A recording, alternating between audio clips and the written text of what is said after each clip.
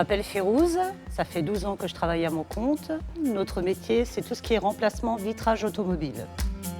Donc je suis Franck Rambourg, je suis artisan peintre et je suis donc gérant d'entreprise depuis 5 ans. Je m'appelle Janine Strom et je suis fière d'avoir ouvert la première boulangerie sans gluten d'Alsace à Obernai. Je m'appelle Jean-Marc Zeder, je suis chef d'entreprise dans l'artisanat depuis 30 ans et depuis 3 ans, je dirige une imprimerie. J'ai choisi un réseau, simplement un franchiseur, pour avoir plus de facilité et être en contact avec les particuliers et avoir les agréments avec toutes les assurances.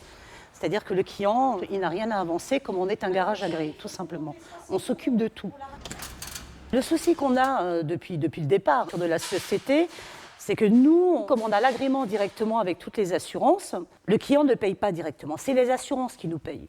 Donc on est dans l'obligation d'attendre 1 mois, voire 2 mois, voire plus, pour être payé.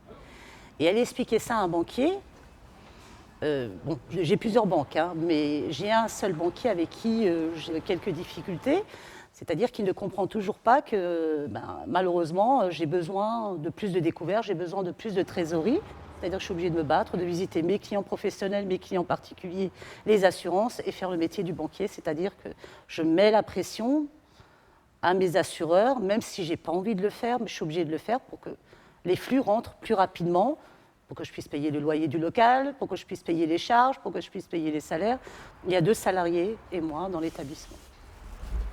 Ce qui est important pour un banquier, et je le dis toujours, hein, pour ses clients comme moi pour mes particuliers, c'est de voir déjà notre métier, de venir, de passer dans la société, de voir comment ça fonctionne et comment ça se passe. Il n'a jamais mis les pieds dans mon établissement, donc c'est normal.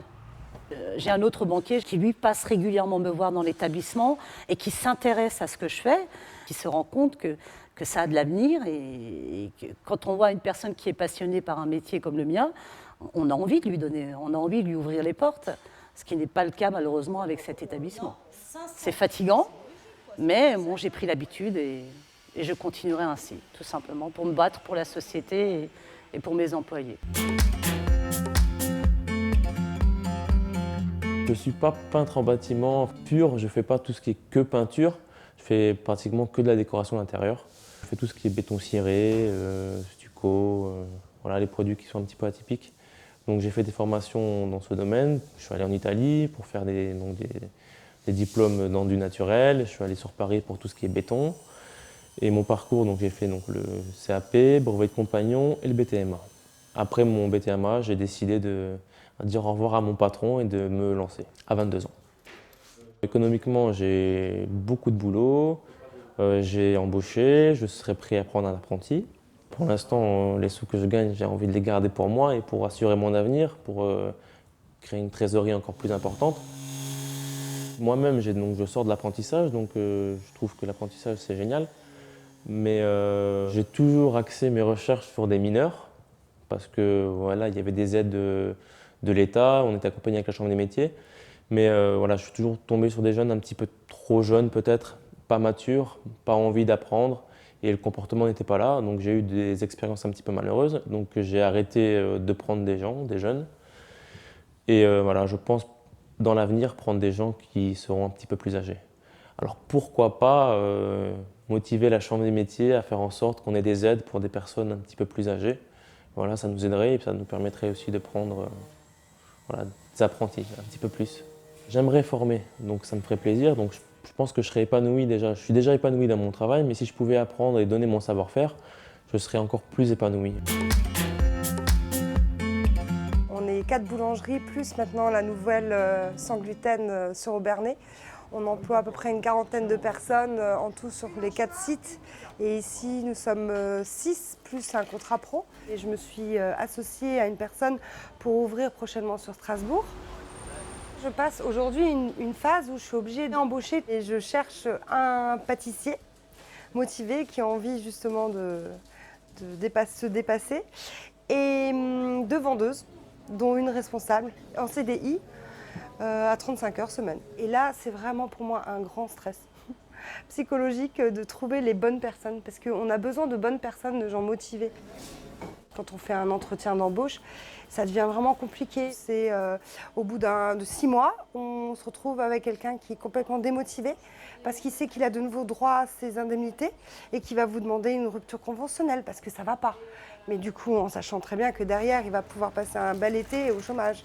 L'assistanat général est vraiment énorme et beaucoup trop présent. Il devrait y avoir des petites primes, des gens simplement qui sortent d'un emploi, mais qui, dans les 3 mois, s'ils retrouvent un métier, peuvent toucher une prime en disant, voilà, vous avez été quelqu'un qui n'a pas profité du système jusqu'au bout, et dire, bon, voilà, vous avez trouvé un emploi, on vous fait une petite prime parce que vous avez retrouvé un emploi rapidement. Ce qui me rogne le plus, c'est l'aide à l'embauche. C'est une prime de 4 000 €, mais qui touche uniquement l'embauche d'un salarié de 1,3% du SMIC. Donc on peut embaucher quelqu'un, mais lui proposer, on va dire, un salaire maximum de 1 468 € par mois, ce qui limite les embauches à responsabilité. C'est une fausse aide qui ne motive pas non plus ni les employeurs ni les employés. Ça met en fait la France dans des salaires bas et qui n'a pas de sens. Ce n'est pas avec des bas salaires qu'on va pouvoir relancer l'économie. Nous, en tant qu'employeurs, on a envie de payer nos gens à leur juste valeur. On n'a pas envie d'économiser, on a envie de leur proposer des primes. On a envie de les récompenser, mais financièrement, on n'y arrive pas forcément. On essaye de se démarquer par rapport à nos concurrents et de proposer une qualité de service supérieure et toucher un autre type de clientèle. Nous avons investi donc dans une machine en relief 3D à vernir, donc les imprimés classiques pour donner de la valeur ajoutée. Et c'est la 3e machine en France et la 4e en Europe qui est installée. Quelque chose qui m'interpelle actuellement, il y a des grands groupes d'impression nationaux qui disposent d'un parc de machines très important, qui sont à même de supporter des travaux à moindre coût. Et ce parc de machines n'est pas disponible pour les artisans qui se fait piquer des marchés par les grosses structures. Actuellement, la concurrence au niveau européen nous malmène sur notre travail. Nous sommes incapables de concurrencer avec ces gens-là sur le niveau de territoire européen. Tandis qu'en France, il y a plein de donneurs d'ordre qui font faire leurs travaux à l'étranger, entre autres en Pologne, Luxembourg, Italie, voire la Chine. Et donc, nous souhaiterions que l'ensemble des donneurs d'ordre sur le point de vue régional consultent les prestataires locaux avant de faire concurrencer les entreprises européennes.